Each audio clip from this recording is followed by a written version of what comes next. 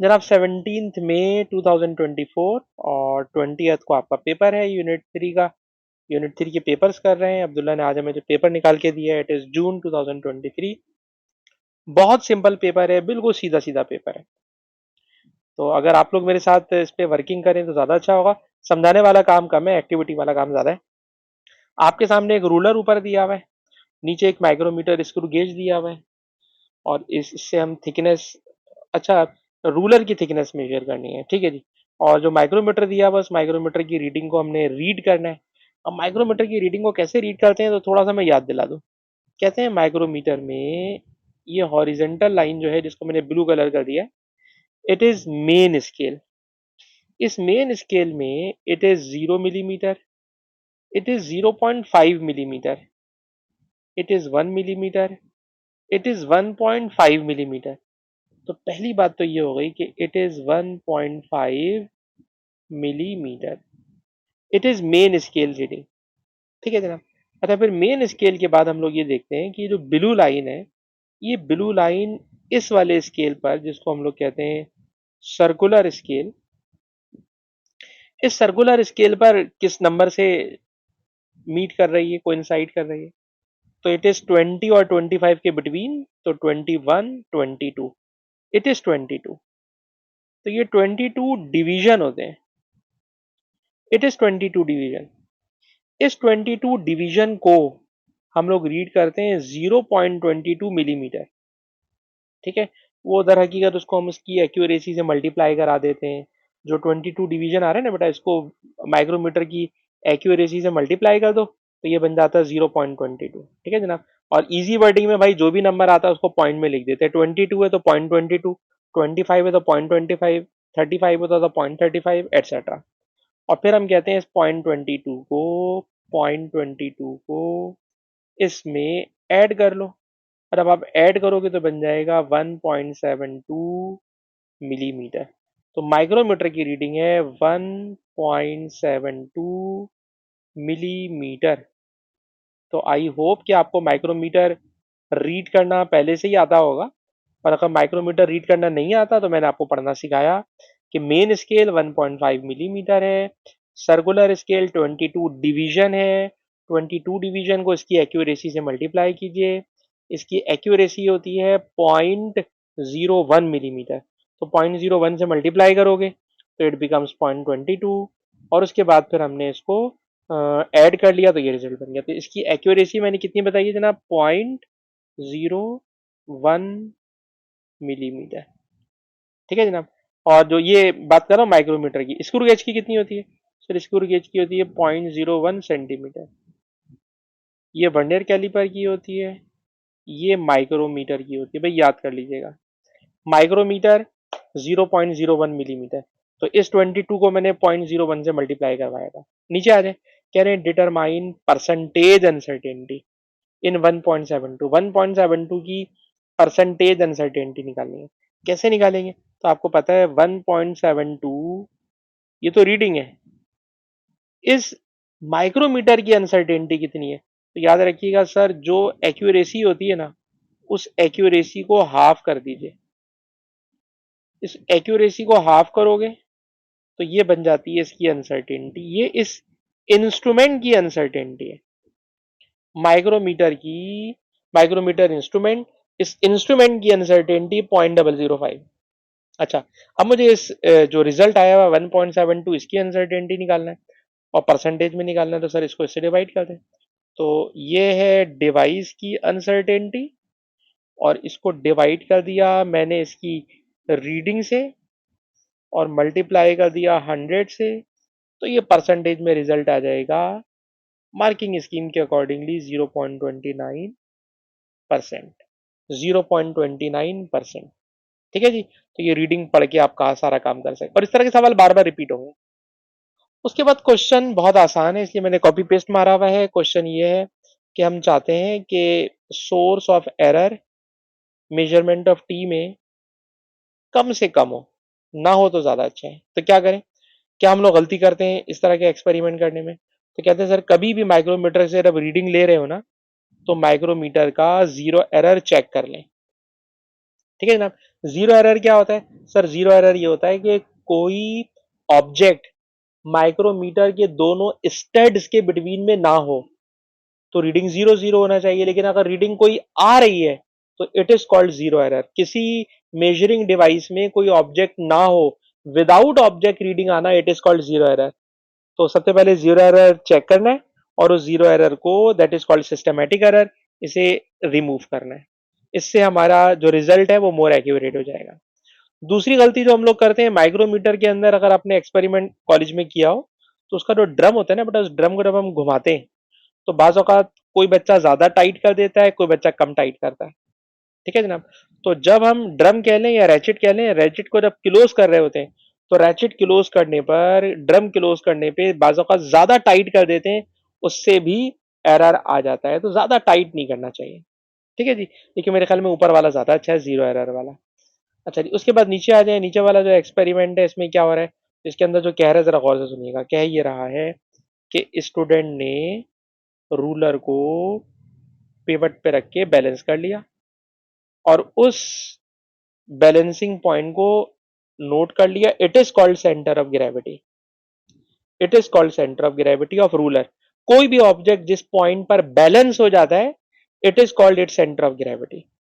उसके बाद बेटा उसने इस रूलर के ऊपर एक 20 ग्राम का मास रख सकता है। कह रहे हैं इस 20 ग्राम के मास को यूज करके आपने क्या मेजर करना है सर? आपको मालूम करना है इस ruler, describe how the student should determine an accurate value for the mass of ruler. असल में उसने मेजर करना है मास ऑफ रूलर। रूलर का मास निकालना है बाय यूजिंग 20 ग्राम मास, 20 ग्राम का मास यूज करके। ठीक है। तो क्या करेंगे, तो जरा उसके लिए वर्किंग समझिए। देखिए बेटा वर्किंग ये है कि फॉर एग्जांपल रूलर अभी इस वाले पॉइंट के ऊपर बैलेंस था। ठीक है। रूलर जो है वो अपने सेंट्रल पॉइंट के ऊपर बैलेंस था। अच्छा, जिस पॉइंट के ऊपर बैलेंस था, ठीक है ना, आपने वहीं पे पिवट लगाया और पिवट से उसको बैलेंस कर लिया। ये पॉइंट इसकी सेंटर ऑफ ग्रेविटी। अब क्या करें, गौर से सुनिए सर। करेंगे कि इस रूलर को ना, जो कि बैलेंस है, इसको ना अनबैलेंस कर दें, इसके पिवट को कहीं और ले जाएं। इसके पिवट को कहीं और ले जाएं। जो रूलर बैलेंस है उसके नीचे जो पिवट लगा हुआ है उसकी पोजीशन को चेंज कर दें और उसको कहीं और ले जाएं। जब आप पिवट को कहीं और ले जाएंगे तो बैलेंस खराब हो जाएगा, क्योंकि अब रूलर का जो मास है, रूलर का जो वेट है, वो क्लॉकवाइज मूवमेंट पैदा कर देगा। अब ये जो हमने इसका बैलेंस खराब किया है, इस खराब किए हुए बैलेंस को दोबारा रीगेन करना है बाय यूजिंग 20 ग्राम मास। वो जो 20 ग्राम वाला मास है, उस 20 ग्राम वाले मास को लेफ्ट साइड पर किसी ऐसी जगह पे रखो कि रूलर दोबारा बैलेंस हो जाए। मेरा नहीं ख्याल कि आपको मेरी कहानी समझ में आई। कहानी यह है कि रूलर को पहले हमने उसकी सेंटर ऑफ ग्रेविटी पे बैलेंस कर लिया, ये गिवन है। फिर हमने पिवट को लेफ्ट साइड पे कर दिया। सर पिवट को लेफ्ट साइड पे कर दिया, बैलेंस खराब हो गया। इस खराब किए हुए बैलेंस को 20 ग्राम का लोड किसी जगह पे रखें, मूव कराएं आगे पीछे, और किसी ऐसी जगह पे रखकर बैलेंस करा दें कि जनाब रूलर दोबारा बैलेंस हो जाए। और अगर रूलर दोबारा बैलेंस हो गया तो अब जरा नोट कीजिएगा क्या कहना चाह रहे हैं। कह रहे हैं, ये जो मैंने कहानी सुनाई उसी को दोबारा, बैलेंस था, कह रहे move the ruler to unbalance. ठीक है जनाब, पिवट को मूव करा दिया या रूलर को मूव करा दिया और उसको मैंने करा दिया अनबैलेंस। और अनबैलेंस कराने के बाद 20 ग्राम वाला मास प्लेस करें ऑन द रूलर और अब उसकी नया बैलेंसिंग पॉइंट ढूंढ लें। जब आपको इसका नया बैलेंसिंग पॉइंट मिल जाए, नया बैलेंसिंग पॉइंट मिल जाए, तो नए बैलेंसिंग पॉइंट से आप क्या करो, पिवट से लेके सेंटर ऑफ ग्रेविटी तक एक डिस्टेंस मेजर कर लो और पिवट से लेकर 20 ग्राम के मास तक दूसरा डिस्टेंस मेजर कर लो। For example it is distance number 1, for example it is called distance number 2। तो 20 ग्राम का मास डिस्टेंस 2 पर है और unknown mass of ruler distance D1 पर है। आपने अननोन मास कैलकुलेट करना है, तो इस तरह की इक्वेशन बनाकर आप अननोन मास कैलकुलेट कर लेंगे। तो इसको यहां पढ़ लें। लिखा हुआ है जनाब कि मेजर करें डिस्टेंस पिवट से सेंटर ऑफ ग्रेविटी का, रूलर की सेंटर ऑफ ग्रेविटी का। मेजर करें डिस्टेंस पिवट का 20 ग्राम से मास से, फिर अप्लाई कर दें principle of movement, clockwise movement equal to anti clockwise movement, उससे मास आ जाएगा। मेजरमेंट को रिपीट करें, डिफरेंट पोजीशन पे 20 ग्राम के मास को रखें और इस तरह उनका मीन निकाल लें। तो बेटा ये कहानी आपको लंबी करनी होगी, जो काम की बात थी वो मैंने पहले समझा दी है। लिखने का आर्ट आपको रीड कर करके आ जाना चाहिए कि किस तरह से आपने पेज भरना है। समझा मैंने पूरा। ये क्वेश्चन नंबर 1 खत्म। अनाबिया बेटा आपने क्लास ज्वाइन किया, हम आपसे सलाम दुआ नहीं कर पाए। अस्सलाम वालेकुम बेटा अनाबिया। ठीक है बेटा, क्वेश्चन नंबर 1 हमारा कंप्लीट हो गया। Now question number 2। Question number 2 जनाब ये है कि क्वेश्चन नंबर 2 में शायद आपने बचपन में आपको मैग्नीफाइंग गिलास कहीं से मिल गया हो और उस मैग्नीफाइंग गिलास को आप सनलाइट में लेके बैठ गए हो। तो जब सनलाइट मैग्नीफाइंग गिलास के ऊपर पड़ती है तो सनलाइट क्या करती है, जब मैग्नीफाइंग गिलास से पास होती है ना, तो मैग्नीफाइंग गिलास सारी की सारी लाइट को एक जगह पे कन्वर्ट कर देता है। और जहां कन्वर्ट कर देता है तो बचपन में बच्चे ये वाला खेल खेलते हैं कि माचिस की तीली, माचिस, तो माचिस को यहाँ पे लाके रख देते हैं और ये माचिस की स्टिक है और यूजुअली माचिस में जो केमिकल लगा हुआ होता है वो इस जगह पे लगा हुआ होता है। इस केमिकल के ऊपर जब आप लाइट इंसिडेंट कराओगे सनलाइट, तो वो सनलाइट क्या करती है, माचिस के इस केमिकल में आग लगा देती है। ठीक, कहना क्या चाह रहा हूँ सर, मैं ये जो कन्वर्जिंग लेंस है ये सनलाइट को एक जगह पे कन्वर्ज कर देता है। ठीक है, बिल्कुल इसी तरह यहाँ पे भी देख लो। सर ये एक लैंप है, लैंप के सामने सोलर सेल है, मैं लैंप की लाइट को सोलर सेल तक पहुंचाना चाहता हूँ, लेकिन मुझे पता है कि लैंप की लाइट पूरे कमरे में फैल जाएगी। तो लैंप की लाइट को पूरे कमरे में स्प्रेड होने से बचाने के लिए एक काम तो ये कि इसके अराउंड हमने रे बॉक्स यानी एक बॉक्स बना दिया है ताकि लाइट पूरे कमरे में स्प्रेड ना करे। और जितनी लाइट इस लेंस के ऊपर पड़ भी रही है तो मैं चाहता हूं कि लेंस सारी की सारी लाइट को किसी एक पॉइंट पे कन्वर्ज कर दे। जिस एक पॉइंट के ऊपर कन्वर्ज करेगा, मेरा पेन मुझे सपोर्ट नहीं कर रहा, खैर ये लाइट को कन्वर्ज कराना चाहते हैं। तो क्वेश्चन है कन्वर्जिंग लेंस का काम बताओ। कन्वर्जिंग लेंस का दूसरा नाम है कन्वेक्स लेंस, कॉन्वेक्स लेंस। तो कॉन्वेक्स लेंस का पर्पस बताएं। तो जरा सुनिए नीचे जो पर्पस लिखा हुआ है, इस पर्पस को अगर हम देखें तो पर्पस बड़े आराम से समझ में आ जाएगा। पर्पस जनाब ये लिखा हुआ है कि use the converging lens to concentrate the light on the solar cell. हम चाह रहे हैं सोलर सेल के ऊपर वो सारी की सारी लाइट को एक जगह पे फोकस करा दे, कॉन्सेंट्रेट करा दे। ठीक है, लैम्प की लाइट स्प्रेड हो रही है पूरे कमरे में, हम चाहते हैं कि लैम्प की सारी लाइट एक जगह पे फोकस हो जाए और लाइट की इंटेंसिटी वहां पर उसको अच्छी मिले। सिंपल सा सवाल है। उसके बाद कह रहे हैं जनाब कि जो लैंप है उसके साथ 12 वोल्ट की बैटरी लगी हुई है और कह रहे हैं जनाब कि हम चाहते हैं कि दो ऐसे तरीके बताएं कि लाइट की इंटेंसिटी पूरे एक्सपेरिमेंट में सोलर सेल के ऊपर कांस्टेंट रहे। सोलर सेल पे जो लाइट पड़ रही है वो लाइट कम या ज्यादा नहीं होनी चाहिए, कांस्टेंट रहे। तो क्या करें, तो कॉमन सेंस की बात है भाई कि अगर मैं लैम्प को करीब लेकर आऊंगा तो इंटेंसिटी बढ़ जाएगी, लैम्प को दूर ले जाऊंगा तो इंटेंसिटी कम हो जाएगी। अगर आप सोलर सेल को फिक्स्ड डिस्टेंस पे रखें, अगर आप सोलर सेल और लैम्प के दरमियान एंगल को कांस्टेंट रखें, तो कांस्टेंट डिस्टेंस और कांस्टेंट एंगल से सोलर सेल पे पड़ने वाली लाइट की इंटेंसिटी विल रिमेन सेम। आसान सी बात है। उसके बाद जनाब एक सोलर सेल दिया हुआ है, फिक्स रेजिस्टर लगा हुआ है। क्वेश्चन में कह रहे हैं ammeter voltmeter circuit में लगाएं। यार ये तो बच्चों वाली बात है, ammeter voltmeter circuit में लगाना हो तो voltmeter is always connected in parallel. ठीक है ना, वोल्ट मीटर हमेशा पैरेलल लगाते हैं और एम मीटर हमेशा सीरीज में लगाते हैं। एम मीटर हमेशा सीरीज में लगाते थे, एम मीटर सीरीज में, वोल्ट मीटर पैरेलल में। उसके बाद क्वेश्चन में कह रहे हैं कि जनाब, फिर मैंने जो कॉपी पेस्ट मारा हुआ है उसकी ना थोड़ी सी अलाइनमेंट खराब हो रही है। अच्छा जी, क्वेश्चन के अंदर कह रहे हैं कि बताइए ये जो हमने फिक्स रेजिस्टर लगाया हुआ है सर्किट में, फिक्स रेजिस्टर ये वाला है, इस फिक्स रजिस्टर को लगाने की वजह बताएं। जबकि आपस की बात है, जब वेरिएबल रजिस्टर लगा हुआ है ना, तो वेरिएबल रजिस्टर ने भी वही काम करना है जो फिक्स रजिस्टर ने करना है।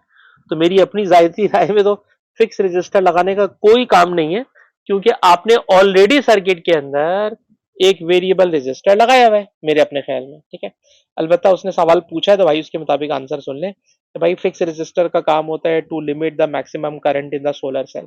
हम चाहते हैं सोलर सेल के अंदर करंट को कंट्रोल करके भेजें, ज्यादा ना भेज दें। ठीक है ना, तो सोलर सेल के करंट को कंट्रोल करने के लिए, शॉर्ट सर्किट से बचाने के लिए फिक्स रेजिस्टर लगाया हुआ है। ऑल्दो कि फिक्स रेजिस्टर के साथ वेरिएबल रेजिस्टर लगा हुआ है, जिसकी वजह से मुझे इसका लगाने का कोई सेंस पसंद नहीं आया। अच्छा जी, उसके बाद कह रहे हैं कि सोलर सेल जब हम यूज करते हैं डेली लाइफ में भी, तो इसके फायदे बताएं। तो भाई बहुत सारे फायदे हैं। सोलर सेल जो बिजली यूज कर रहा है वो सोलर से बन रही है, तो उसमें ग्रीन हाउस गैसेज नहीं होंगी, ग्लोबल वार्मिंग नहीं होगी। ठीक है ना, वो जो हम लोग बचपन से पढ़ते हुए आ रहे हैं environmental issues of fossil fuel, ऐसे ड्रेन नहीं होगी, फॉसल फ्यूल जमीन में से खत्म नहीं होंगे, हम उसका इस्तेमाल रिड्यूस कर देंगे, रिन्यूएबल एनर्जी है और फ्री में होती है भाई, एक दफे खर्चा करना होता है, वगैरह वगैरह वगैरह। अब ये बच्चों वाली बातें खुद से पढ़ लेना। अच्छा जी, अब आ जाइए क्वेश्चन नंबर 3। क्वेश्चन नंबर 3 में कह रहे हैं सर एक हॉट फिलामेंट है, ये रहा जी हॉट फिलामेंट। इस हॉट फिलामेंट से इलेक्ट्रॉन मेरे ख्याल में एमिट करा रहे हैं, और इलेक्ट्रॉन को एनोड में से पास करा रहे हैं, और एनोड में से आगे लगाया हुआ है थिन ग्रेफाइट फॉइल और आगे लगी हुई है कर्व फ्लोरेसेंट स्क्रीन। ठीक है, ये यूनिट 4 जब आप पढ़ोगे ना, उसका एक टॉपिक मुझे लग रहा है लीनियर एक्सेलरेटर, ये वो मुझे लग रहा है। ठीक है ना, खैर फिलहाल हॉट फिलामेंट से इलेक्ट्रॉन निकलेंगे, एनोड इलेक्ट्रॉन को पकड़ के आगे थ्रो कर देगा। पूछना क्या चाह रहे हैं जी, काम की बात करें सर। काम की बात यह है कि स्टूडेंट ने यूज किया vernier calliper to measure diameter of ring. इन रिंग्स का डायमीटर मेजर करने के लिए वो जनाब यूज कर रहा है माइक्रोमीटर, माइक्रोमीटर यूज कर रहा है। ठीक है जनाब, और क्वेश्चन क्या है, give two reason why vernier calliper are more appropriate. ठीक है जनाब, तो भाई दो वजह है वर्नियर कैलिपर का की एक्यूरेसी ज्यादा है, स्मॉलर रेजोल्यूशन, बहुत छोटी रीडिंग भी नोट कर सकता है। ठीक है जनाब, उसकी अनसर्टेनिटी कम है, स्मॉलर रेजोल्यूशन, लो अनसर्टेनिटी। ठीक है जनाब, number one. Number two, vernier calliper जो होता है ना, उसमें पैरेलक्स एरर नहीं आ पाता क्योंकि ऑब्जेक्ट के हम बहुत करीब उसको पहुंचा देते हैं। अच्छा जनाब, tips of vernier calliper are easier to align with the rings. अगर आपने वर्नियर कैलिपर देखा हुआ हो स्कूल में तो बहुत अच्छी बात है, और अगर नहीं देखा हुआ होगा तो जरा समझाना मुश्किल हो जाएगा। उसमें यूजुअली होता यह है कि वर्नियर कैलिपर में एक तो इस जगह पर इस तरह का डिजाइन बना हुआ होता है, और एक इसके ऊपर मूवेबल डिजाइन होता है, मूवेबल डिजाइन ही बोलूंगा उसको मैं। ये वर्नियर कैलिपर का डिजाइन है भाई। अच्छा, ये जो वर्नियर कैलिपर के मैंने ये दो डिजाइन बना दिए, इन दो डिजाइन में इसे और इसे, इसे और इसे, वो कह रहा है टिप्स। तो टिप्स और वर्नियर कैलिपर आसान होता है उन्हें अलाइन करना रिंग्स के साथ, यानी जहां रिंग्स होंगे ना, उन रिंग्स के बिटवीन में, रिंग्स के अराउंड आराम से, रिंग के अराउंड आराम से वर्नियर कैलिपर के जो टिप्स हैं उन्हें मैं अलाइन कर लूंगा, और अलाइन करके रीडिंग नोट करना मेरे लिए आसान होगा। ठीक है, तो वर्नियर कैलिपर के फायदे भाई याद कर लो, एग्जाम में कुछ भी क्वेश्चन आए आपने ये वाले फायदे लिख देना है। कभी भी वर्नियर कैलिपर आए, low uncertainty, smaller resolution, no parallax error, easy to align with the object. ठीक है जनाब, ये आपको याद करना है, रट्टा मारना है। उसके बाद कह रहे हैं जनाब, स्टूडेंट ने डायमीटर मेजर कर लिया है। डायमीटर मेजर करने के लिए आप हमें बताएं स्टूडेंट को किन बातों का ख्याल रखना चाहिए। तो भाई सर ये वाली बात भी हम कई दफा आपको समझा चुके हैं कि कभी भी कोई रीडिंग ले रहे हो, तो एक्सपेरिमेंट जब कर रहे होते तो एक्सपेरिमेंट में repeat the measurement and calculate a mean value. Measurement को बार बार रिपीट करते हैं, फिर उसकी मीन वैल्यू कैलकुलेट करते हैं। Measure the diameter in different orientation, यानी जो वर्नियर कैलिपर को जिस एक पोजीशन में रखा है उसके एंगल को बदलेंगे, किसी दूसरी पोजीशन में रखेंगे, किसी तीसरी पोजीशन में रखेंगे, डिफरेंट एंगल्स के ऊपर वर्नियर कैलिपर को रखेंगे, ताकि हम डिफरेंट ओरिएंटेशन में रीडिंग्स लेकर फिर उनका मीन कैलकुलेट कर सकें। तो ये भी बेटा आपको मेरे ख्याल में याद करने वाली बात है कि हम लोग किस तरह से ये कैलकुलेशन करते हैं, मतलब एक्सपेरिमेंट करते हैं। उसके बाद जनाब एक क्वेश्चन दिया हुआ है जिसमें, मतलब एक टेबल दिया हुआ है जिसमें ए की 3 वैल्यूज हैं, वी की 3 वैल्यूज हैं, लेमडा की 3 वैल्यूज हैं। कह रहे हैं मीन वैल्यू ऑफ ए निकालें। तो भाई इसका मीन निकालना मेरे ख्याल में क्या काम होगा यार, तीनों को प्लस करेंगे और 3 से डिवाइड कर देंगे। ठीक है ना, आप तीनों को प्लस करेंगे, 3 से डिवाइड कर देंगे, तो इसका मीन आ रहा है जी 1.22। ठीक है ना, 1.22। और ये वाला एक्सपोनेंट -18 तीनों में है, तो ये ऐसे ही आ जाएगा। ठीक है ना, तो तीनों नंबर्स को ऐड करो, डिवाइडेड बाय 3 करो, और तीनों में से कोई एनोमेलस नंबर तो नहीं है, 1.11, 1.23, 1.32 करीब करीब है, कोई एनोमेलस नहीं है, तीनों को प्लस करेंगे, 3 से डिवाइड कर देंगे। सम टाइम ऐसा होता है 5 रीडिंग होती है, 4 नॉर्मल होती है, एक एबनॉर्मल होती है, उस एबनॉर्मल को हटा के मीन लेते हैं। अच्छा जी, उसके बाद कह रहे हैं determine percentage uncertainty in the mean value of A की वैल्यू में आपको क्या निकालनी है, परसेंटेज अनसर्टेनिटी। यार इसको हम लोग कल भी की क्लास में कर चुके हैं। पहले करते हैं हाफ रेंज। रेंज का मतलब सबसे बड़ी वैल्यू, सबसे बड़ी वैल्यू है इसके अंदर 1.32, सबसे छोटी वैल्यू 1.11। ठीक है ना, अब half range divided by mean value. ठीक, और मीन वैल्यू क्या है सर, मीन वैल्यू है 1.22। ठीक है जी, एक्सपोनेंट -18 ऊपर भी आएगा नीचे भी आएगा, वो वैसे ही कैंसिल आउट हो जाएगा, वो वैसे ही कैंसिल आउट हो जाएगा। तो आपने मीन वैल्यू को हाफ ऑफ रेंज से डिवाइड कर दिया, और जब आप सॉल्व करोगे तो आपको मिल जाएगी परसेंटेज वैल्यू, और ये आएगी जनाब परसेंटेज में तो 100 से मल्टीप्लाई करना जरूरी है, और जब 100 से मल्टीप्लाई करोगे तो बेटा रिजल्ट आएगा 8.6%। 8.6%। ठीक है जनाब, half range divided by mean value, half range divided by mean value. ठीक है जी। अच्छा जी, उसके बाद और आगे चलें सर, और जब हम आगे चलते हैं तो इसकी भी अलाइनमेंट थोड़ी सी खराब हो गई, इसको सही कर लेते हैं। कह रहे हैं एक दूसरे स्टूडेंट ने इन्वेस्टिगेट किया, और उसने 6 वैल्यूज निकाली वी की, और फिर उसने वी का ग्राफ बनाया अगेंस्ट 1/λ² और determine constant A from the gradient. अच्छा जी, give 2 reasons why this is a better method to determine a value for A. ठीक है, कह रहे हैं ग्राफिकल मेथड से जब हम कोई रीडिंग निकालते हैं, तो उस रीडिंग को निकालने का ग्राफ के जरिए, रीडिंग निकालने का कोई भी मेजरमेंट आप ले रहे हो, उस मेजरमेंट को ग्राफ से अगर आप कर रहे हैं, तो बताइए ग्राफिकल मेथड क्यों बेटर होता है। जवाब, सर जब हम ग्राफ बनाते हैं ना, तो ग्राफ के अंदर हम लोग बनाते हैं लाइन ऑफ बेस्ट फिट। ठीक है, वो पहला वाला पॉइंट मुझे कोई इतना मजे का नहीं लगा। ठीक है जनाब, तो adding a line of best fit act as an average method. जाहिर सी बात है हमारी जो रीडिंग्स होती हैं वो स्कैटर्ड होती हैं, उस स्कैटर्ड वैल्यू में से जब हम लाइन ऑफ बेस्ट फिट निकाल के, ठीक है जनाब, उसका ग्रेडियंट निकालते हैं, तो इट इज एवरेज वैल्यू। ठीक है, तो line of best fit average line होती है।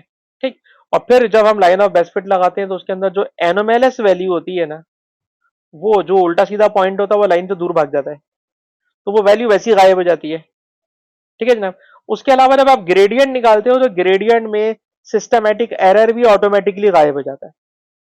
जब आप ग्रेडियंट निकालोगे ना, तो ग्रेडियंट निकालने में आप ये समझ लो, मैं इसको यूं समझा दूं आपको, थोड़ी सी मैथमेटिकल बात है, कि अगर फॉर एग्जांपल जीरो एरर नहीं है तो रीडिंग यहां पर है, और अगर जीरो एरर है तो जीरो एरर की वजह से रीडिंग सारी की सारी यहां पर आ रही है, लाइन यहां पर आ गई। लेकिन आप गौर करना, ये जीरो एरर के साथ है, ये विदाउट जीरो एरर है। लेकिन अगर मैं इसका ग्रेडियंट निकालूं और इसका ग्रेडियंट निकालूं, ग्रेडियंट दोनों का सेम आएगा, सेम ग्रेडियंट आएगा। तो कहना ये चाह रहा हूं कि जब हम ग्रेडियंट मेथड से किसी क्वेश्चन को सॉल्व करते हैं, तो ग्रेडियंट मेथड में सिस्टमैटिक एरर ऑटोमेटिकली गायब हो जाता है। ठीक है जनाब, तो मेरे ख्याल में 3 जो लाइनें मैंने अंडरलाइन की हैं ये काफी हैं, क्योंकि मैंने पूरा कॉपी पेस्ट मारा तो कुछ बातें ऐसी होंगी जो समझाने में मुश्किल हो रही होंगी। तो 3 बातें याद कर लीजिए कि जब कभी हम ग्राफ बनाते हैं तो ग्राफ में line of best fit average का काम करता है, एनोमेलस पॉइंट ऑटोमेटिकली गायब हो जाता है, आउट हो जाता है फ्रॉम द ग्राफ, और ग्रेडियंट की जो वैल्यू होती है वो सिस्टमैटिक एरर को ऑटोमेटिकली इरेज कर देती है, ऑटोमेटिकली रिमूव कर देती है। तो ये 3 पॉइंट मैंने समझा है, लिखने की वजह 2 है, आपको 2 नंबर मिल जाएंगे। उसके बाद जनाब ये वाला जो पार्ट है मुझे नहीं कराना चाहिए, इसके अंदर आपको ना सारी वैल्यूज दी हुई हैं, और आपने calculate value of H, H की वैल्यू कैलकुलेट करनी है। ठीक है, आप देखिए ना, ए की वैल्यू दी हुई है, ए दिया हुआ है, ई ई ई की वैल्यू डेटा शीट में से निकालोगे, charge of electron 1.6 exponent -19, mass of electron 911 exponent -31, H की वैल्यू निकाल लो। अब एच की वैल्यू जो आप निकालोगे, मैं वो डाटा इसमें मार्किंग स्कीम से देख के डायरेक्ट लिख रहा हूं भाई, वो रिजल्ट आएगा 6.52 एक्सपोनेंट -34, ये आएगा। ठीक है बेटा, सारी वैल्यूज दी हुई है, आप वैल्यूज पुट करो, सॉल्व करो, एच निकालो, एच का ये रिजल्ट आ जाएगा। कह रहे जब ये एच का रिजल्ट आ जाए तो खुद बता रहा है कि एच के इस रिजल्ट में परसेंटेज अनसर्टेनिटी 6% है। Percentage uncertainty in the calculated value of H is 6%। 6% है, ठीक है ना। 6% एच की वैल्यू में परसेंटेज अनसर्टेनिटी है। आपसे पूछ रहा है कि आपने जो एच निकाला है, अपने निकाले हुए एच की वैल्यू के ऊपर आपने कमेंट्री करनी है। ठीक है, अब बच्चा शायद ये सवाल सोच के पढ़ के गौर करे, यार अनसर्टेनिटी निकालनी है, ये अनसर्टेनिटी दी हुई है, सर समझ में नहीं आ रहा बोलना क्या चाह रहा है। तो पता क्या करेंगे, गौर से सुने। हम लोग क्या करेंगे, ये 2 मिनट के लिए इसको भूल जाओ ये क्या बोल रहा है, 2 मिनट के लिए इसको भूल जाओ वो क्या बोल रहा है। ठीक है, आप क्या करो, कह रहे आपने एच की वैल्यू निकाली है 6.52, ये आपने कैलकुलेटर से निकाली है ना, ऊपर जो फार्मूला दिया हुआ है। ठीक है, इसकी इस वैल्यू को, इसकी इस वैल्यू को आप क्या करो, कंपेयर करो या परसेंटेज डिफरेंस निकालो विद एक्यूरेट वैल्यू।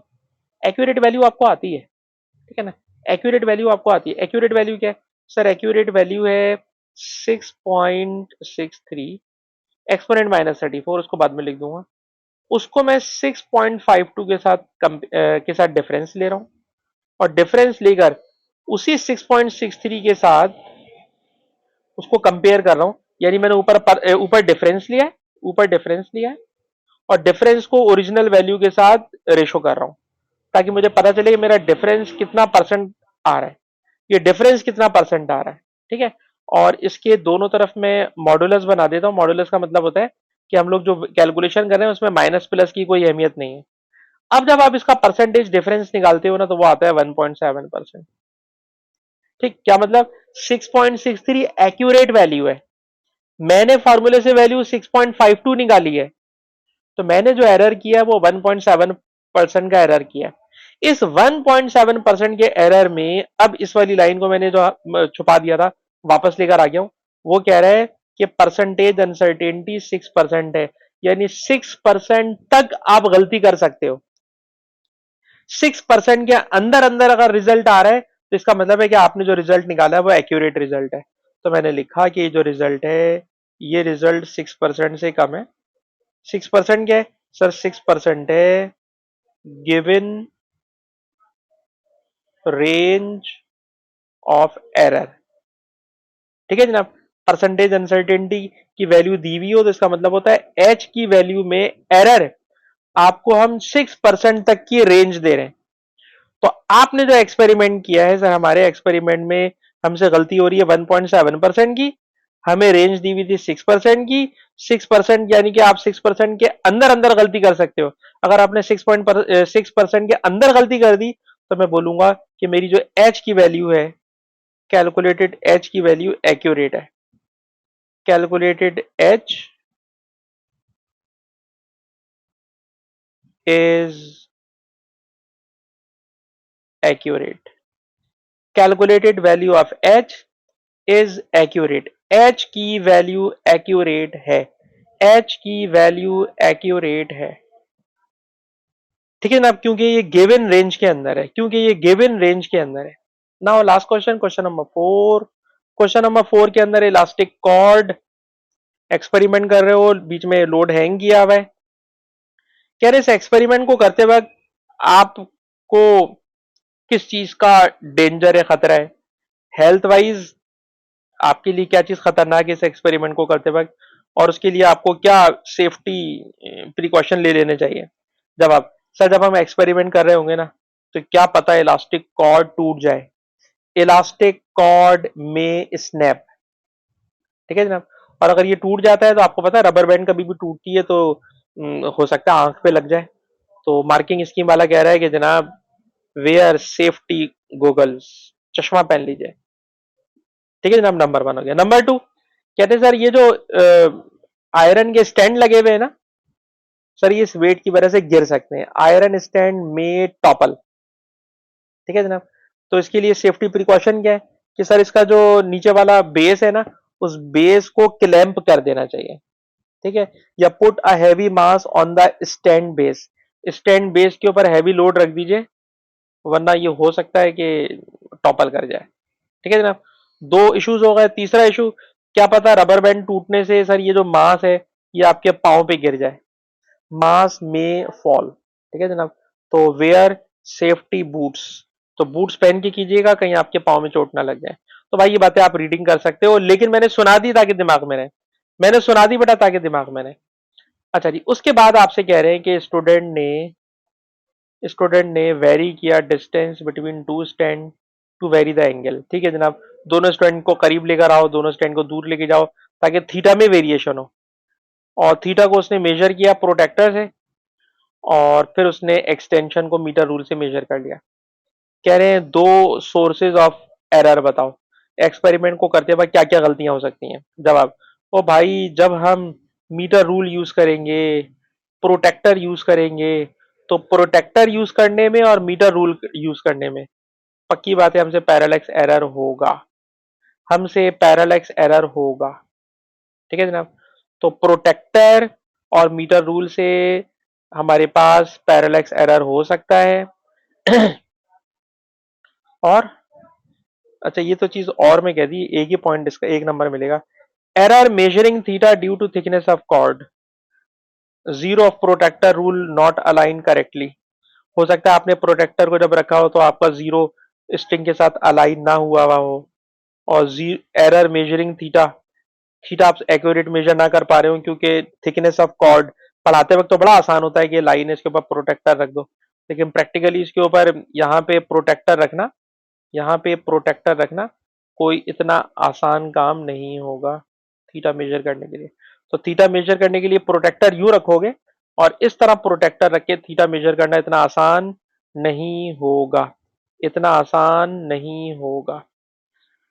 अच्छा जी, applying an additional force to the cord while measuring. ठीक है जनाब, जब हम एडिशनल फोर्स उसके अंदर डाल रहे होंगे तो कॉर्ड मास में मूव वाइल मेजरिंग।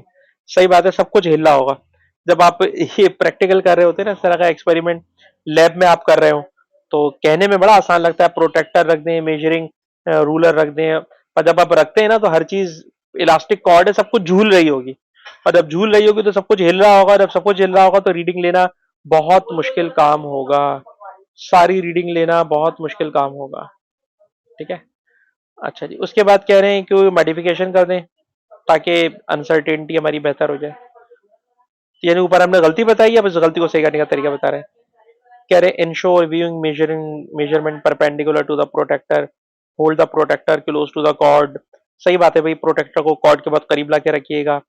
यार ये रीडिंग आप कर लोगे ना, आपको समझ में आ जाएगा क्या है। ठीक है जनाब, किस तरह अनसर्टेनिटी को आपने रिड्यूस करना है, आप रीडिंग करोगे समझ में आ जाएगा। समझाने वाला ये वाला सवाल है।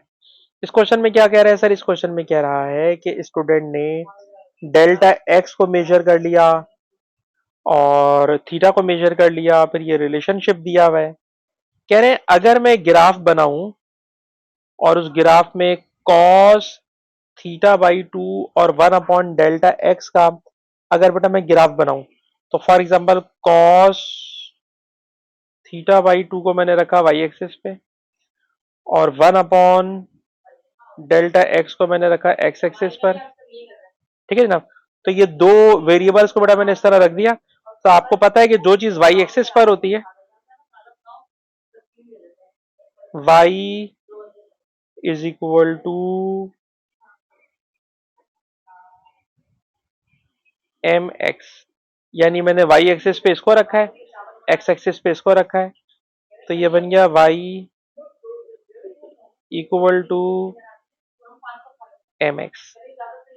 ठीक है ना, तो अगर मैं cos थीटा बाई टू और वन अपॉन डेल्टा एक्स का ग्रेडियंट निकाल लूं, तो this gradient equal to M G upon K, this gradient equal to M G upon K, और उसमें से आपने जी को सब्जेक्ट बनाना है। सर जब आपने इसको जी का सब्जेक्ट बनाना है तो ये बन गया जनाब एम जी अपॉन के इक्वल टू ग्रेडियंट। ठीक है ना, आप पहले तो इसका वो बनाओगे ग्रेडियंट, जो ग्रेडियंट आएगा उसमें से ग्रेडियंट में से आपने जी की बेटा वैल्यू कैलकुलेट करना है। तो जी की वैल्यू कैलकुलेट करने के लिए ग्रेडियंट इंटू के अपॉन एम। ठीक है ना, अब जी की वैल्यू डिटरमिन करनी है, एम की वैल्यू गिवन है, के की वैल्यू गिवन है। तो एम और के की वैल्यू गिवन है, तो मैं ग्रेडियंट को k अपॉन m से सॉल्व करूंगा तो मुझे g की वैल्यू मिल जाएगी। तो explain why a graph can be used to determine a value for g। तो इसका आंसर है कि the graph between these two quantities will be straight line and its gradient equal to mg upon k, and then we can determine the value of g by using this equation। उसके बाद जनाब उन्होंने आपको एक data दिया हुआ है और डेटा में कह रहा है ग्राफ बनाओ। बट अगर हम ग्राफ बनाने बैठे ना तो ग्राफ बनाते बनाते टाइम लग जाएगा, तो ग्राफ हम नहीं बनाना चाह रहे। ग्राफ बना बनाया देख लें, ग्राफ ये सामने आ गया आपके। ये वैल्यूज उसने खुद ही लेफ्ट साइड के ऊपर रखी हुई है सारी की सारी भाई, ठीक है ना। अब सारी की सारी वैल्यूज उसने दी हुई है। इन वैल्यूज को एक्स एक्सिस वाई एक्सिस पे किस तरह प्लॉट करोगे, फिर उसका ग्रेडियंट निकालना है। नीचे ग्रेडियंट भी उसने निकाल के दिखाया हुआ है, पर आपको बेटा ग्रेडियंट खुद से निकालना चाहिए। ग्रेडियंट खुद से निकालें, मतलब ग्रेडियंट आ जाए, आपने ग्राफ बनाना है, ग्राफ का ग्रेडियंट निकालना है, और उसी ग्रेडियंट को, जो ग्रेडियंट आएगा मास 145 सॉरी के 145 मास 1.2 सॉल्व करके पूरी की पूरी जी की वैल्यू निकालनी है। जी की वैल्यू एक्यूरेट 9.8 होती है, पर एक्सपेरिमेंट से आ रही है 9.43।